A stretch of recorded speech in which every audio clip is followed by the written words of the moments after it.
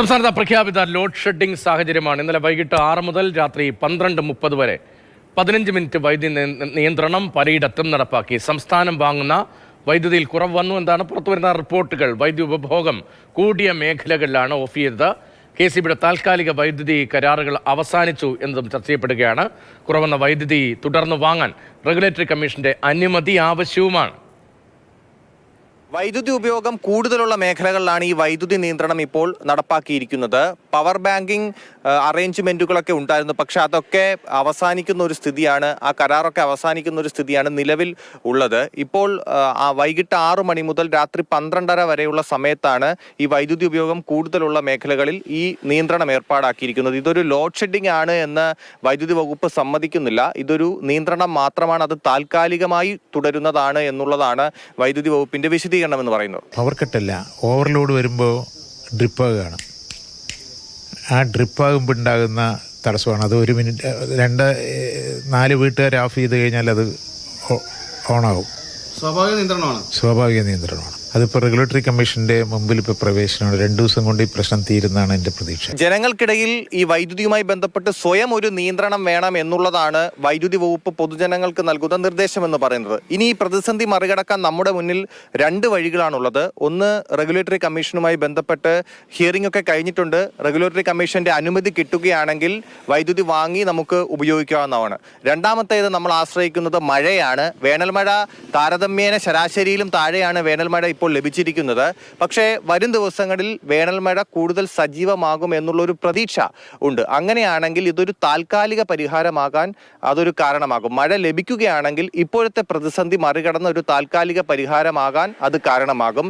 ഇത് രണ്ടും നടന്നില്ല എങ്കിൽ ഇനിയിപ്പോൾ മെയ് മാസത്തിലൊക്കെ കൂടുതൽ ചൂട് അനുഭവപ്പെടുന്ന മാസമാണ്. അവിടെ ആ സമയത്തൊക്കെ കൂടുതൽ വൈദ്യുതിയുടെ ഉപയോഗം വരും.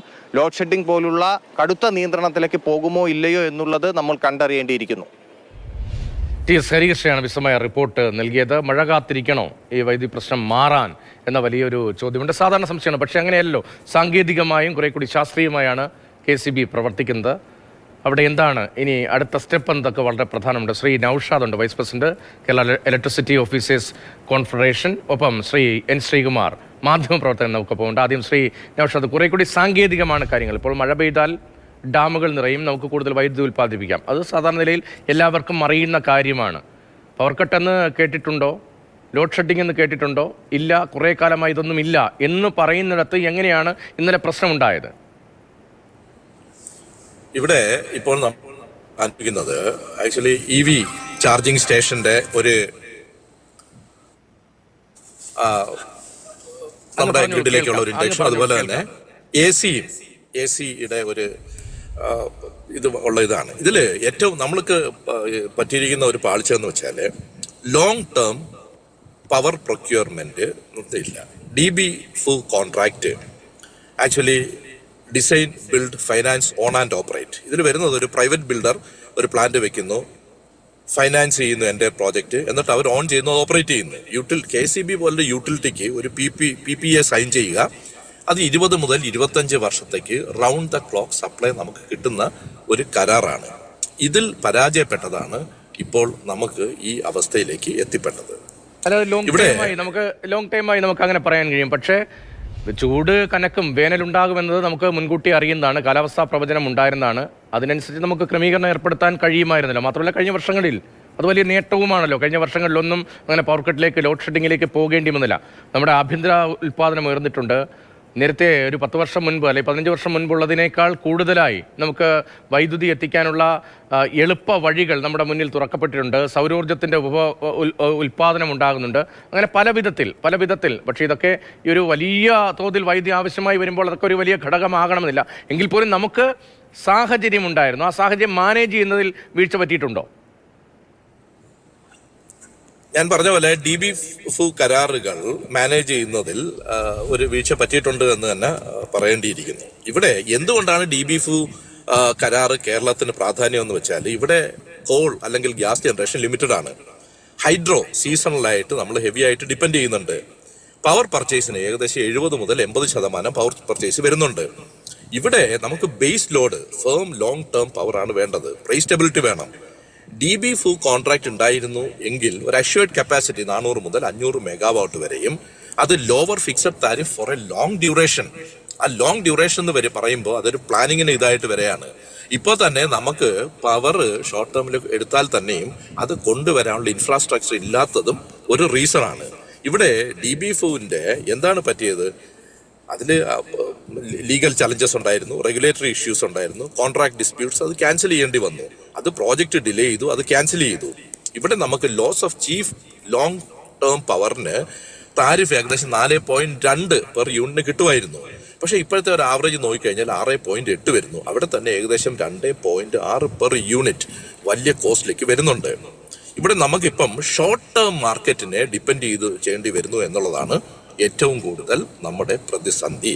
അതായത് 2 തരം കാര്യങ്ങൾ നമ്മൾക്ക് ആശ്രയിക്കേണ്ടി വരുന്നു. ഡാം എന്ന് പറയും DAM, ഡേ ഹെഡ് മാർക്കറ്റ്, അതുപോലെ തന്നെ RTM, റിയൽ ടൈം മാർക്കറ്റ്. ഈ രണ്ട് എണ്ണത്തിനെയും റിലേ ചെയ്യുമ്പോഴാണ് ആക്ച്വലി ഒരു പ്രതിസന്ധി ഇവിടെ വരുന്നത്. പിന്നെ ഈ സീസണൽ സ്ട്രെസ്സാണ് ഹൈഡ്രോ ഡിപ്പെൻഡൻസി എന്ന് പറയുന്നത്. അവിടെ സമ്മറിൽ നമുക്ക് ലോ ഹൈഡ്രോ ആണ്, പക്ഷെ ഹൈ ഡിമാൻഡാണ്. മൺസൂൺ ആകുമ്പോഴോ എക്സസ് ഹൈഡ്രോ ഉണ്ടാവും, അവിടെ ലോവർ ഡിമാൻഡാണ്. അത് സ്വാപ്പ് പവർ ബോറോയിങ് ഓൾറെഡി അത് ചെയ്തിട്ടുമുണ്ട്. പക്ഷെ ഇതിനെയൊക്കെ തരണം ചെയ്ത് നമ്മുടെ ആ പ്ലാനിങ്ങിന് ഒരു എന്താ പറയുക, നമുക്ക് ഉൾക്കൊള്ളാൻ പറ്റാത്ത അടിയന്തര സാഹചര്യത്തിൽ ബിഡ് ചെയ്ത് വൈദ്യുതി വാങ്ങേണ്ടി വരും, കൂടിയ ചാർജ് അപ്പോൾ അടിയന്തര സാഹചര്യത്തിൽ വാങ്ങുമ്പോൾ നമുക്ക് കൊടുക്കേണ്ടി വരും. അതൊരു ഭാഗമാണ്. നേരത്തെ അങ്ങ് പറഞ്ഞതുപോലെ സ്വകാര്യ സ്ഥാപനങ്ങളുടെ വൈദ്യുതി ഉൽപ്പാദനവുമായി ബന്ധപ്പെട്ട അത്തരം വിഷയങ്ങളൊക്കെ മറ്റൊരു വിഷയമാണ്. അത് ലോങ് ടൈമിൽ ചർച്ച ചെയ്യപ്പെടേണ്ട വിഷയമാണ്. ഇപ്പോൾ ഈ നമ്മുടെ ഡാമുകളെ ആശ്രയിക്കുക, അതാണല്ലോ നമ്മൾ കൂടുതലായി കേരളത്തെ സംബന്ധിച്ച് ആശ്രയിച്ചു കൊണ്ടിരിക്കുന്നതും. ഇവിടെ ഇങ്ങനെ ഒരു വലിയ ഡിമാൻഡ് വരും, ഇവിടെ ഇത്ര ഉപഭോഗം വർദ്ധിക്കും, അങ്ങനെ ഒരു പ്ലാനിങ്ങിൽ പിഴവുണ്ടായി എന്ന് തന്നെ പറയാം. അല്ല, ഇപ്പം ഇലക്ട്രിക് വെഹിക്കിളിന്റെ ഒരു റോഡിലേക്ക് സ്ട്രൈക്ക് ചെയ്യുന്ന ഒരു ഫ്രീക്വൻസി നോക്കിക്കഴിഞ്ഞാൽ അത് പ്രെഡിക്റ്റ് ചെയ്യാൻ പറ്റാത്ത രീതിയിലാണ് പോകുന്നത്. അത് ഇലക്ട്രിസിറ്റി ബോർഡിനെ ഒരു പ്ലാനിങ്ങിന്റെ അപ്പുറത്ത് പോയത് കൊണ്ടാണ് ഇത് വന്നത്. മാത്രമല്ല ഈ AC ലോഡ്, ഇന്ന് AC എന്ന് പറയുന്നത് എന്താ പറയുക, മുന്നറിയിപ്പ് സംസ്ഥാനത്തുണ്ട്. വൈദ്യുതി പ്രതിസന്ധി ഉൾപ്പെടെ ഈ കാലാവസ്ഥയുടെ വ്യത്യാസത്തിൽ വന്ന വലിയ പ്രതിസന്ധി കൂടിയാണ് എന്നതുകൊണ്ട് റവന്യൂ മന്ത്രി K. രാജൻ ഇപ്പോൾ സംസാരിക്കണം. എന്നൊരു ഉന്നതതല യോഗം ഉണ്ടായിരുന്നു. എന്താണ് മന്ത്രി പറയുന്നത് എന്ന് കൂടി ഒന്ന് കേൾക്കാം. ദീർഘകാല വിവരങ്ങൾ ലഭ്യമായിട്ടുള്ള എല്ലാ മാപിനികളും സാധാരണത്തെക്കാൾ കൂടിയ താപനിലയാണ് രേഖപ്പെടുത്തിയിട്ടുള്ളത്. കേരളത്തിൻ്റെ ചരിത്രത്തിൽ 2016 2024 ഉണ്ടായ കാലാവസ്ഥാ വകുപ്പിൻ്റെ ഉഷ്ണതരംഗ മുന്നറിയിപ്പ് വീണ്ടും ഔദ്യോഗികമായി പ്രഖ്യാപിക്കേണ്ടി വന്നൊരു സാഹചര്യം അതുകൊണ്ട് തന്നെ നിലവിൽ വന്നു. 3 ജില്ലകൾക്കാണ് പ്രധാനമായിട്ടും ഈ മുന്നറിയിപ്പ് വന്നതെങ്കിലും കേരളത്തിൻ്റെ പ്രത്യേകമായിട്ടുള്ള അത്യുഷ്ണവും ഉഷ്ണതരംഗവും കണക്കിലെടുത്തുകൊണ്ട് എല്ലാ ജില്ലകൾക്കും ഉഷ്ണതരംഗ മുന്നറിയിപ്പ് നൽകുകയാണ് ഉണ്ടായത്. 22-23 ദിവസങ്ങളിലെ അപേക്ഷിച്ചുകൊണ്ട് ചൂടിന് നേരിയ കുറവുണ്ട് എന്ന് രേഖപ്പെടുത്തിയിട്ടുണ്ടെങ്കിലും തുടർച്ചയായി ഒരു വരണ്ട ദിനാവസ്ഥ നിലനിൽക്കുന്നത് കൊണ്ട് തന്നെ നമുക്ക് ജാഗ്രത കുറയ്ക്കാനുള്ള ഒരു കാരണവശാലുമുള്ള സമയമായിട്ടില്ല എന്നുള്ളതാണ് നമ്മൾ കാണുന്ന ഏറ്റവും പ്രധാനപ്പെട്ട കാര്യം. തീരദേശ സംസ്ഥാനമായതുകൊണ്ട് തന്നെ അന്തരീക്ഷത്തിലെ ഈർപ്പം കൂടുതലായിരിക്കുകയും ഹ്യൂമിഡിറ്റി വല്ലാത്ത വിധത്തിൽ നമുക്ക് അനുഭവഭേദ്യമാവുകയും ചെയ്യുന്ന ഒരു സ്ഥിതിവിശേഷമുണ്ട്. അതുകൊണ്ട് നമുക്ക് അനുഭവഭേദ്യമാകുന്ന ചൂട് താപസൂചിക റിപ്പോർട്ട് ചെയ്യപ്പെടുന്ന താപനിലയേക്കാൾ വല്ലാതെ ഉയർന്ന് ശരീരത്തിൽ അനുഭവപ്പെടുന്ന ഒരു സ്ഥിതിവിശേഷമുണ്ട് എന്നാണ് ആരോഗ്യ മേഖലയിൽ പ്രവർത്തിച്ചുകൊണ്ടിരിക്കുന്ന പ്രമുഖരെല്ലാവരും പറയുന്നത്. അത് നമ്മൾ ബോധ്യപ്പെടുകയും ചെയ്യുകയാണ്. താപനില ഉയർന്നു തന്നെ നിൽക്കുകയും നമ്മുടെ നഗര സ്വഭാവമുള്ള അർബൻ ഹീറ്റ് ഐലൻഡ് എഫക്റ്റ് നമുക്ക് ഉണ്ടാവുകയും ചെയ്യുന്ന ഒരു ഘട്ടത്തിൽ വ്യക്തിപരമായി മനുഷ്യന് വലിയ അസ്വസ്ഥത, ഉറക്കത്തെ തന്നെ ബാധിക്കുന്ന സാഹചര്യങ്ങൾ, ശാരീരികമായി ഉള്ള പ്രതീക്ഷ പോലെ തന്നെ പ്രശ്നങ്ങൾ പോലെ തന്നെ മാനസികമായിട്ടുള്ള അസ്വസ്ഥതകളും ഉണ്ടായി ഒരു ഹീറ്റ് സ്ട്രെസ്സ് മനുഷ്യനാകെ വരുന്നൊരു സാഹചര്യമുണ്ട് എന്നും ആരോഗ്യവകുപ്പ് പ്രത്യേകമായി പരിഗണിച്ച് പറയുന്നുണ്ട്. നമ്മുടെ പ്രതീക്ഷയനുസരിച്ച് വേനൽമഴ 2 ദിവസത്തിനുള്ളിൽ വന്നേക്കും. പക്ഷേ വേനൽമഴ വരുന്നതിൻ്റെ ഭാഗമായിട്ടുള്ള മൂടിക്കെട്ടലുകൾ ഉൾപ്പെടെ വരുന്നത് കൊണ്ട് വല്ലാത്ത സ്വഭാവത്തിലുള്ള ഹ്യൂമിഡിറ്റി വന്നു കയറുകയാണ് ചെയ്യുന്നത്. ആരോഗ്യ പ്രശ്നങ്ങളോടൊപ്പം തന്നെ ചൂട് വർദ്ധിക്കപ്പെടുന്ന സാഹചര്യത്തിൽ തീപിടുത്തം ഇപ്പോൾ നമ്മൾ കാണുന്ന ഏറ്റവും പ്രധാനപ്പെട്ട ഒരു അപകടം എന്ന നിലയിൽ പാമ്പ് കടി മൂലമുണ്ടാകുന്ന പ്രശ്നങ്ങൾ, ഇത് സംബന്ധിച്ച് അതീവ ജാഗ്രത ഉണ്ടാക്കണം എന്ന് എല്ലാ വകുപ്പുകളോടും പൊതുജനങ്ങളോടും മുന്നറിയിപ്പ് നൽകിയിട്ടുണ്ട്. ആ അതീവ ജാഗ്രതയുടെ ഭാഗമായി ധാരാളം വെള്ളം കുടിച്ചുകൊണ്ട് ശരീരത്തിന് വെള്ളം നൽകിക്കൊണ്ടും ആവശ്യമായിട്ടുള്ള ശാരീരിക വിശ്രമം എടുത്തുകൊണ്ടും നമുക്ക് പ്രതിരോധിക്കാൻ കഴിയണം എന്നുള്ളതാണ് പൊതുവായിട്ടുള്ള ഒരു പ്രശ്നം. പകൽ സമയത്ത് അനാവശ്യ യാത്രകൾ പരമാവധി ഒഴിവാക്കി ഗവൺമെൻറ്റിൻ്റെ പ്രോട്ടോകോൾ അനുസരിച്ച് പറഞ്ഞാൽ ഒരു ലോക്ക്ഡൗണിൻ്റെ മാനസികാവസ്ഥയോട് കൂടി തന്നെ തുടരാൻ കഴിയുന്നവരങ്ങനെ തുടരണം. പ്രത്യേകിച്ച് ഹൃദ്രോഗം, പ്രമേഹം, ചർമ്മരോഗങ്ങൾ, ക്യാൻസർ പോലെയുള്ള ആരോഗ്യ പ്രശ്നങ്ങളുള്ള ആളുകൾ നമ്മുടെ പ്രിയപ്പെട്ട പൊതുസമൂഹത്തിനകത്ത് പ്രത്യേകമായ ശ്രദ്ധ ഉണ്ടാകേണ്ടതാണ്. ഗർഭിണികളും മുലയൂട്ടുന്ന അമ്മമാരും കുട്ടികളും ആൽബനിസം പോലെയുള്ള രോഗങ്ങൾക്ക് പ്രത്യേകമായിട്ടുള്ള അവസ്ഥയുള്ളവരും പകൽ സമയം സർക്കാരിൻ്റെ പ്രോട്ടോകോൾ അനുസരിച്ച് പറഞ്ഞാൽ ഒരു സെൽഫ് ലോക്ക്ഡൗണിന് വിധേയമാകണം എന്ന് തന്നെയാണ് നമ്മുടെ അഭ്യർത്ഥന. വീടിനും തൊഴിലിടത്തിനും അകത്തും പുറത്തുമുള്ളവർ ധാരാളമായിട്ട് വെള്ളം കുടിക്കുകയും വായുസഞ്ചാരം ഉറപ്പാക്കി ശരീരം തണുപ്പിക്കാൻ ശ്രമിക്കുകയും ചെയ്യണം എന്നുകൂടി പറഞ്ഞിട്ടുണ്ട്. നമ്മുടെ ആരോഗ്യ മേഖലയുമായി ബന്ധപ്പെട്ട് 108 ആംബുലൻസുകൾ പൂർണ്ണമായിട്ടും പാമ്പ് കടി ഉൾപ്പെടെയുള്ള പ്രശ്നങ്ങളുണ്ടായാൽ ആന്റിവനം ലഭ്യമാകുന്ന ആശുപത്രികളുടെ തന്നെ. നേരത്തെ എല്ലാവർക്കും അറിയുന്ന കാര്യങ്ങൾ തന്നെയാണ് മന്ത്രി വിശദീകരിക്കുന്നത്. ചൂട് കൂടുതലാണ്, ശാരീരികമായ ബുദ്ധിമുട്ടുകൾ ഉണ്ടാകും, മാനസികമായ ബുദ്ധിമുട്ടുകൾ ഉണ്ടാകും എന്നതും ആരോഗ്യവകുപ്പ് നിരീക്ഷിക്കുന്നുണ്ട്. ധാരാളം വെള്ളം കുടിക്കണം, ഇതടക്കമുള്ള ഉപദേശങ്ങളാണ് ഇപ്പോൾ റവന്യൂ മന്ത്രിയുടെ ഭാഗത്ത് നിന്ന് വരുന്നത്. ഇനി എന്തൊക്കെ നിർദ്ദേശങ്ങൾ, പുതുതായി എന്തൊക്കെ ഇടപെടലുകൾ ഇപ്പോൾ KC-യുമായി ബന്ധപ്പെട്ട് ഉൾപ്പെടെ ഉണ്ടാകുന്നു, ആരോഗ്യവകുപ്പ് പ്രത്യേകമായി എന്തൊക്കെ ക്രമീകരണങ്ങൾ ഏർപ്പെടുത്തുന്നു, തൊഴിൽ സമയവുമായി ബന്ധപ്പെട്ട് എന്തെങ്കിലും പുതിയ നിർദ്ദേശങ്ങളുണ്ടോ തുടങ്ങിയ കാര്യങ്ങളാണ് ഈ സർക്കാരിൻ്റെ ഭാഗത്ത് കൂടുതൽ വ്യക്തത ഉണ്ടാകേണ്ടതും. ശ്രീ N. ശ്രീകുമാർ മാധ്യമപ്രവർത്തകർ നോക്കുന്നുണ്ട്. ശ്രീ N. ശ്രീകുമാർ, ഇപ്പോൾ പവർ കട്ടെന്ന് കേട്ടിട്ടുണ്ടോ? പുതിയ തലമുറ കേട്ടിട്ടേയില്ല. ലോഡ് ഷെഡിംഗ് എന്ന് കേട്ടിട്ടുണ്ടോ? അത് കേട്ടിട്ടേയില്ല. തെരഞ്ഞെടുപ്പ് കാലത്ത് വലിയ ചർച്ചയായിരുന്നു.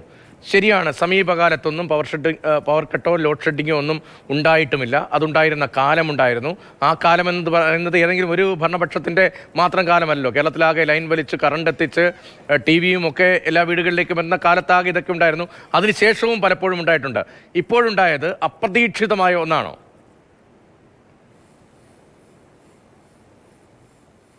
നോക്കൂ, ഞാൻ പറയുന്നത് കേൾക്കുന്നുണ്ടല്ലോ അല്ലേ? കേൾക്കാം, അങ്ങ് പറയൂ. നമുക്ക് രതീഷ, ഇതിൽ നിങ്ങൾ മനസ്സിലാക്കേണ്ടത് കഴിഞ്ഞ 10 വർഷമായിട്ട് പവർ കട്ടില്ലാത്ത കേരളം എന്നാണ് ഈ ഗവൺമെന്റ് മെയിൻ ധരിച്ചിരുന്നത്. അപ്പൊ പവർ കട്ടില്ലാത്ത കേരളം എന്ന് പറഞ്ഞപ്പോൾ എന്തുകൊണ്ടാണ് പവർ കട്ട് ഇല്ലാതായത് എന്നതിനെ കുറിച്ചുള്ള കാര്യങ്ങൾ പലതും അവർ പറഞ്ഞില്ല. നമ്മുടെ കാലാവസ്ഥാ വ്യതിയാനത്തെ കുറിച്ചും അതുപോലെ കൂടംകുളം വൈദ്യുതി നിലയത്തിൽ നിന്നും നമുക്ക് കിട്ടുന്ന വൈദ്യുതിയുടെ അളവ് കൂട്ടിയതും ഒക്കെ മറച്ചു വെച്ചു. ഈ കൂടംകുളം താപവൈദ്യുത നിലയത്തിൽ നിന്നും ഏതാണ്ട് 266 മെഗാവാട്ട് വൈദ്യുതിയാണ് നമുക്ക് നൽകിക്കൊണ്ടിരുന്നത് അന്ന്. ഇപ്പൊ എനിക്ക് കൂടിയിട്ടുണ്ടോ എനിക്കറിയില്ല. അത് UPA ഭരണകാലത്ത് കൂടംകുളം പദ്ധതി നടപ്പാക്കാനായിട്ട് അന്ന് ശ്രമിച്ചപ്പോൾ അതിനെതിരെ സമരം ചെയ്ത പ്രതിപക്ഷ നേതാവ് BS അച്യുതാനന്ദന്റെ ആ ഒരു യാത്രയെക്കുറിച്ചൊക്കെ നമുക്കിപ്പോൾ ഓർക്കണം. എന്നിട്ടും ആ കൂടംകുളം പദ്ധതി പൂർത്തിയാക്കിയിട്ട് അതിൽ നിന്നുള്ള വൈദ്യുതി നമുക്ക് തന്നു. ആ വൈദ്യുതി എല്ലാ ഗവൺമെന്റും, അത് ആര്യാടൻ മുഹമ്മദ് വൈദ്യുതി മന്ത്രി ആയിരിക്കുമ്പോഴാണ് തോന്നുന്നു അത് കേരളത്തിൽ ആദ്യമായിട്ട് കിട്ടിയത് മറ്റേ ഉമ്മൻചാണ്ടി ഗവൺമെന്റ് കാലത്ത്. പിന്നീട് അതിനുശേഷം ഇവരൊക്കെ തുടർന്നു പോന്നു. അപ്പൊ അങ്ങനെ വൈദ്യുതി നിലയങ്ങളിൽ നിന്നുള്ള വൈദ്യുതി കിട്ടുകയും കാലാവസ്ഥയിലുണ്ടായ കൂടുതൽ മഴ ലഭിക്കുകയും ഒക്കെ ചെയ്തതിന്റെ അടിസ്ഥാനത്തിൽ പവർ കട്ട് ഉണ്ടായില്ല എന്നുള്ളത് സത്യമാണ്. അങ്ങനെ പവർ കട്ട് ഇല്ലാത്തത് വന്നത് ഞങ്ങളുടെ ഗുണം കൊണ്ടാണ് എന്ന രീതിയിലാണ് CPM അത് പ്രചരിപ്പിച്ചത്. എന്ന് വെച്ചാൽ അത് ഈ ഗവൺമെന്റ് എന്തോ പവർ കട്ട് ഇല്ലാത്ത രീതിയിൽ തടഞ്ഞു നിർത്തി, ഒരു വിന്ധ്യനെ പോലെ തടഞ്ഞു നിർത്തി എന്നുള്ള രീതിയിലൊക്കെയാണ് അവർ പറഞ്ഞുകൊണ്ടിരുന്നത്. പക്ഷെ അതൊന്നും നല്ല സംഭവം ഇപ്പൊ മനസ്സിലായി. ഇന്ന് വൈദ്യുതി മന്ത്രി നിങ്ങളോട് പറഞ്ഞത് എന്താണ്?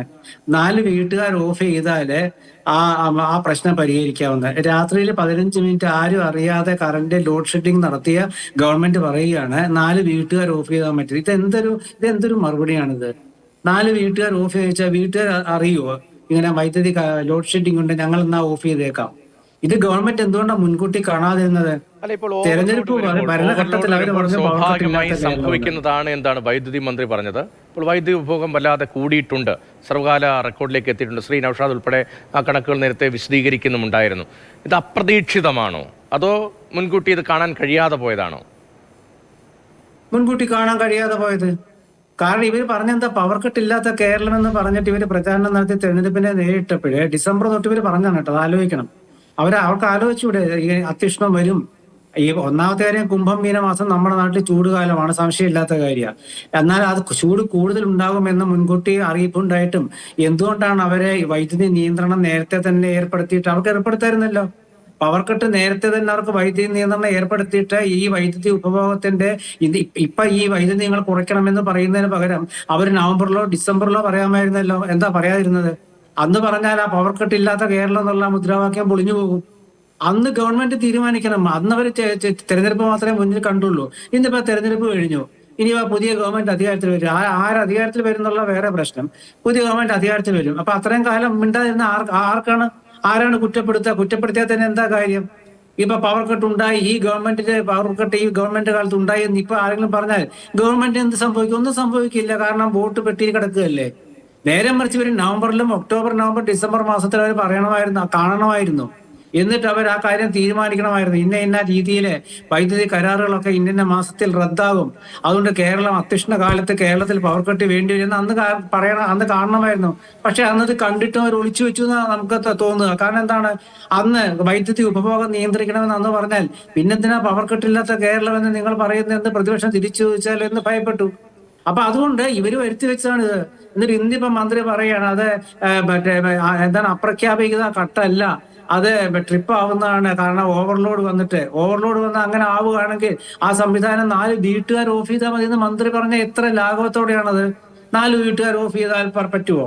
വീട്ടുകാർ ഓഫ് ചെയ്യാൻ പറയണത്. വൈദ്യുതി നിയന്ത്രിക്കണം, നിങ്ങളെ രാത്രി ഇത്ര മണിക്കൂർ നിങ്ങൾ വൈദ്യുതി ഉപഭോഗം കുറയ്ക്കണം. ഇതൊക്കെ മുൻപ് പറഞ്ഞിട്ടുള്ളതാണ്. അത് ഒളിച്ചു വെച്ചിട്ട് കാര്യമില്ല. നിങ്ങൾ രാത്രി 6 മണി തൊട്ട് 10 മണി വരെയുള്ള കാലയളവിൽ നിങ്ങൾ ഇന്ന രീതിയിൽ നിങ്ങളെ നിയന്ത്രിക്കണമെന്ന് പറയാറുള്ളതാണ്. രാത്രിയിൽ നിങ്ങൾ ഇത്ര മണിക്കൂർ നിങ്ങൾ ഒരു ലൈറ്റൊക്കെ ഒന്ന് കുറയ്ക്കണമെന്ന് പറയാറുള്ളതാണ്. ഇതൊക്കെ പറയേണ്ട സമയം ഇപ്പോഴല്ല. അത് പറയേണ്ട സമയം ഡിസംബർ, ജനുവരി മാസത്തിലായിരുന്നു, ഫെബ്രുവരി മാസത്തിലായിരുന്നു. അന്ന് പക്ഷെ പറയാതിരിക്കാൻ കാരണം എന്താ വെച്ചാൽ പവർ കട്ടില്ലാത്ത കേരളം എന്ന് പറഞ്ഞ് ഇവര് മുദ്രാവാക്യം വിളിച്ചുകൊണ്ടിരുന്നു. അപ്പൊ അന്ന് നിങ്ങൾ ഉപഭോഗം കുറയ്ക്കുമെന്ന് പറഞ്ഞാൽ പിന്നെന്തിനാ നിങ്ങൾ പവർ കട്ടില്ലാത്ത കേരളം എന്ന് പറയുന്നതെന്ന് തിരിച്ചു ചോദിക്കുന്ന ഭയം കൊണ്ട്. അപ്പൊ ഗവൺമെന്റ് എന്ന് പറയുന്നത് താൽക്കാലിക നേട്ടത്തിന് വേണ്ടി അവർക്ക് താൽക്കാലിക നേട്ടം ഉണ്ടാക്കാൻ വേണ്ടി സംവിധാനം ഉണ്ടാക്കലല്ല ഗവൺമെന്റ് പണി. ഗവൺമെന്റ് ഭാവി കേരളത്തെ ഭാവിയാണ് കാണേണ്ടത്. വർത്തമാനകാലത്ത് നിയന്ത്രണങ്ങൾ ഏർപ്പെടുത്തി ഭാവി ഭാസുരമാക്കണം. അല്ലാണ്ട് ഭൂതകാലത്തെ കുറിച്ച് നമ്മൾ അതിൽ അഭിരമിച്ചിരിക്കുകയല്ല വേണ്ടത്.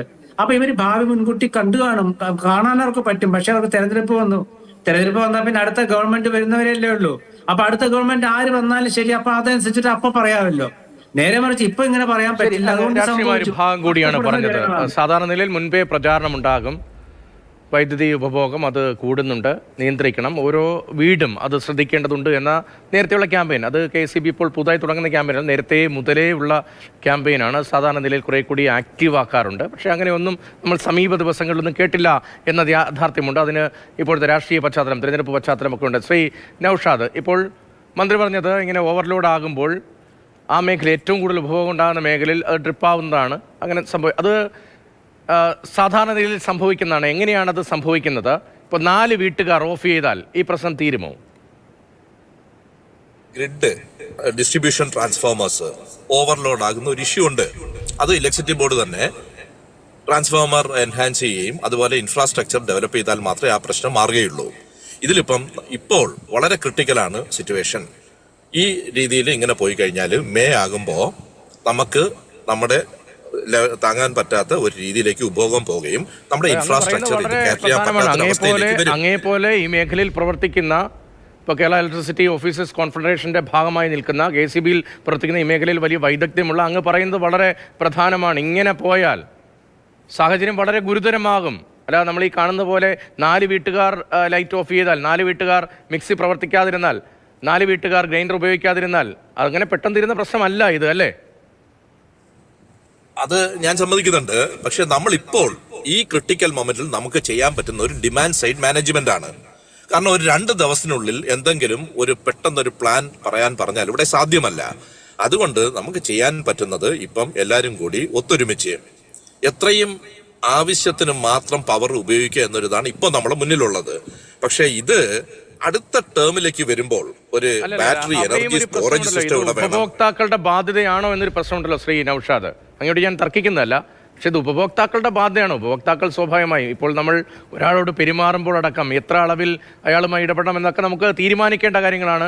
സ്വയം നിയന്ത്രണം എല്ലാ കാര്യത്തിലും ആവശ്യമാണ്. വൈദ്യുതി ഉപയോഗിക്കുന്ന കാര്യത്തിലും അങ്ങനെ തന്നെ. ഒരു ഉദാഹരണമായി ഞാൻ പറഞ്ഞു, പക്ഷേ അത് ഉപഭോക്താവിന്റെ ഉത്തരവാദിത്തമല്ലല്ലോ, ഉത്തരവാദിത്തം മാത്രമല്ലോ. KEB എന്ന് പറയുന്നത് വലിയൊരു സംവിധാനമുണ്ടല്ലോ. അത് ഉപഭോക്താവിന്റെ ഒരു ബാധ്യതയല്ല. ഇന്ന് ഒരു AC ഉപയോഗിക്കരുതെന്ന് പറയാനോ അല്ലെങ്കിൽ ഇലക്ട്രിക് കാർ ചാർജ് ചെയ്യരുതെന്ന് പറയാനോ ഒരു യൂട്ടിലിറ്റിക്കും ഒരു സർക്കാരിനും ഒരിക്കലും ഒരു പബ്ലിക്കിന്റെ മുന്നിലേക്ക് പറയാൻ പറ്റുന്നതല്ല. പക്ഷെ ഈ മൊമെന്റിൽ എന്ത് ചെയ്യണം എന്ന് ചോദിച്ചു കഴിഞ്ഞാൽ അതിന് ഒരു റെഡി മെയ്ഡായിട്ട് ഒരു ഉത്തരം demand side management, demand control ചെയ്യുക എന്നത് മാത്രമേ ഉള്ളൂ എന്നാണ് ഞാൻ പറഞ്ഞത്. പക്ഷേ ലേൺ ഫ്രം അവർ മിസ്റ്റേക്സ്, നമ്മുടെ തെറ്റുകളിൽ നിന്ന് നമ്മൾ പഠിക്കുക. അടുത്ത ഈ ഉറപ്പായിട്ട് 6000 എന്നുള്ളത് 7000 മെഗാവാട്ടിലേക്ക് പോകുമെന്നും 117 മില്യൺ യൂണിറ്റ്സ് എന്നുള്ളത് പെർ ഡേ അതിനുപരി പോകുമെന്നും മുന്നിൽ കണ്ട് അത് മിറ്റിഗേറ്റ് ചെയ്യാനുള്ള ഒരു മെഷേഴ്സ് എടുക്കണം. അതിന് ഞാൻ ഇവിടെ കാണുന്നത് ബാറ്ററി എനർജി മാനേജ്മെന്റ് സിസ്റ്റം ഉണ്ടാവണം, പമ്പ്ഡ് സ്റ്റോറേജ് നമ്മൾ കൊണ്ടുവരണം, അതുപോലെ തന്നെ long term power purchase DB4 ഉൾപ്പെടെ ഒരു മിക്സഡ്, അതായത് അതിൽ നമ്മൾ ഇതാക്കേണ്ടത് ഒരു storage plus solar plus thermal അങ്ങനെ ഉള്ള ഒരു സിസ്റ്റത്തിലേക്ക് ഒരു DB4 കരാറിനെ എടുത്ത് ചെയ്തെങ്കിൽ മാത്രമേ ഇതിനൊരു പെർമനന്റ് സൊല്യൂഷൻ ഉണ്ടാകുകയുള്ളൂ. ശരി, അങ്ങനെ വളരെ ദീർഘവീക്ഷണത്തോടു കൂടിയ ഇടപെടൽ വേണം. പക്ഷേ ഇപ്പോൾ ഇത് ഉപഭോക്താക്കളുടെ ബാധ്യത എന്ന നിലയിലേക്ക് കാര്യങ്ങൾ എത്തുന്നുണ്ട്. നമ്മൾ ശ്രദ്ധിക്കുക, അത് വളരെ പ്രധാനമാണ്. ജലം അമൂല്യമാണ്, അത് പാഴാക്കരുത്. നമ്മൾ പറയുന്ന പോലെ നേരത്തെ പല സർക്കാർ ഓഫീസിൽ ഉൾപ്പെടെ എഴുതി വയ്ക്കുമല്ലോ, വൈദ്യുതി അമൂല്യമാണ്, അത് പാഴാക്കരുത്. അത് ശരിയാണ്. പക്ഷേ ആ പ്രാഥമികമായ ഉത്തരവാദിത്വം ഉപഭോക്താക്കൾക്ക് മാത്രമല്ല എന്നുകൂടി പറയേണ്ടി വരില്ലേ ശ്രീകുമാർ? അതായത് ഞാൻ പറഞ്ഞല്ലോ, ഇത് ഗവൺമെന്റ് പറയുന്നതിൽ ഗവൺമെന്റ് അതിൽ ഒരു അഭിമാനക്കുറവ് കാണേണ്ട കാര്യം ഉണ്ടായിരുന്നില്ല. കാരണം എന്താ വെച്ചാൽ വൈദ്യുതി ഉപഭോഗം നിങ്ങൾ കുറയ്ക്കണം. കാരണം നിങ്ങളൊന്ന് ആലോചിച്ച് നോക്കൂ, കഴിഞ്ഞ ഡിസംബർ ജനുവരി മാസങ്ങളിലൊക്കെ ഒരുപാട് രീതിയിൽ വൈദ്യുതി ഉപയോഗിച്ചിട്ടുണ്ട്.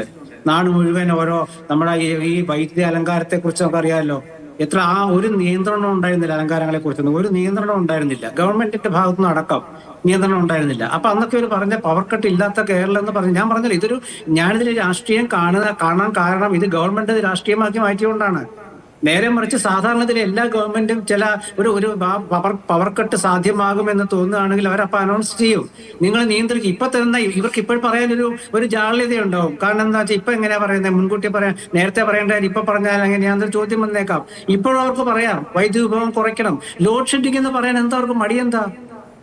ലോഡ് ഷെഡിംഗ് ഇല്ല എന്നാ നമ്മൾ ജനങ്ങളുടെ മുമ്പിൽ എന്താ കറണ്ട് ഇല്ല, ബൾബ് എത്തുന്നില്ല. KEB അന്വേഷിച്ചപ്പോ എന്താ പറഞ്ഞത്? ലോഡ് ഷെഡിങ് പോലെയാണ്, അപ്രഖ്യാപിത പവർ കട്ട്. നമ്മൾ ഇതിനാ പറയുന്നത്. അത് പറയാൻ എന്തിനാ മടിക്കുന്നേ? കാരണം വെച്ചാൽ ഒരു ഗവൺമെന്റ് എന്ന് പറഞ്ഞാൽ ആ ഗവൺമെന്റ് വൈദ്യുതി കൊടുക്കുന്ന ഗവൺമെന്റ് അവരുടെ ഏതെങ്കിലും ഒരു സ്ഥാപനത്തിൽ ഉത്പാദിപ്പിക്കുന്നതല്ലല്ലോ ഇത്. ഗവൺമെന്റ് എന്ന് പറയുന്നത് നമ്മുടെ ജല വൈദ്യുത പദ്ധതികളെയും അതുപോലെയുള്ള ആണവ വൈദ്യുത പദ്ധതികളെയും ഒക്കെ ആശ്രയിച്ചുകൊണ്ടാണ് കേരളത്തിൽ വൈദ്യുതി ഉണ്ടാകുന്നത്. ആ വൈദ്യുതി ഉപഭോഗം കൂടിയ കാലത്ത് വൈദ്യുതി നമ്മൾ പുറത്തുകൊണ്ട് വാങ്ങിക്കുകയും അങ്ങനെ വാങ്ങിച്ച വൈദ്യുതി ഉപയോഗിച്ച് നമ്മളുടെ നാട്ടിൽ പവർ കട്ട് ഇല്ലാതാക്കുകയും ചെയ്തൊരു ഒരു കാലം ഉണ്ടായിട്ടുണ്ട്. ഇല്ലെന്ന് പറയുന്നില്ല. 10 വർഷം നിസ്സാരമല്ലല്ലോ. മഴ കൂടിയ കാലത്താണെങ്കിൽ പവർ കട്ട് ഉണ്ടാവില്ല.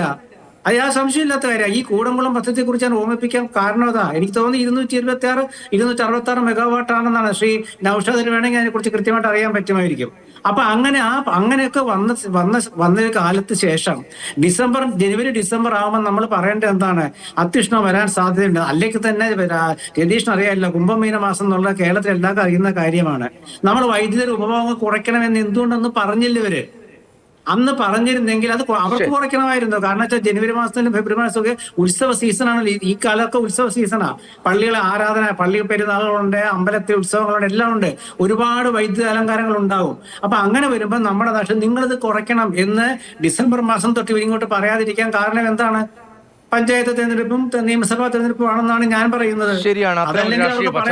രണ്ട് ഭാഗമാണ് നമ്മൾ ചർച്ച ചെയ്യുന്നത്. ഒന്ന്, ശ്രീ നൗഷാദ് പറഞ്ഞ വളരെ സാങ്കേതികമാണ്. ദീർഘദൃഷ്ടിയിൽ കാര്യങ്ങൾ ചെയ്യേണ്ടതുണ്ട്. വൈദ്യുതി ബോർഡിൻ്റെ ആസൂത്രണത്തിൽ പിഴവുണ്ടായി, പലയിടത്തും പിഴവുണ്ടായി എന്നത് ബോധ്യമാകുന്നുണ്ട്. അത് പൊതുജനങ്ങളുടെ ചർച്ചയിലേക്ക് എത്തുന്നുണ്ട്. അതേസമയം തന്നെ ഒരു ഉപഭോക്താവ് എന്ന നിലയിൽ നമുക്ക് എല്ലാവർക്കും വൈദ്യുതി വളരെ കുറച്ച് ഉപയോഗിക്കുക എന്ന വലിയ ഉത്തരവാദിത്തമുണ്ട്. പക്ഷേ പ്രാഥമികമായ ഉത്തരവാദിത്തം നമുക്കല്ല, നമ്മൾ പണം കൊടുത്ത് ഉപയോഗിക്കുന്നതാണ് പ്രാഥമിക ഉത്തരവാദിത്തം. അത് KEBക്ക് തന്നെയാണ്. അവിടെ പാളിച്ചുണ്ടായെങ്കിൽ അക്കാര്യത്തിൽ വിശദീകരിക്കേണ്ട സർക്കാരും ബോർഡുമായി ബന്ധപ്പെട്ട ആളുകളാണ്. അതേസമയം തന്നെ രാഷ്ട്രീയ ഭാഗമാണ് ശ്രീ N. ശ്രീകുമാർ വിശദീകരിച്ചതും.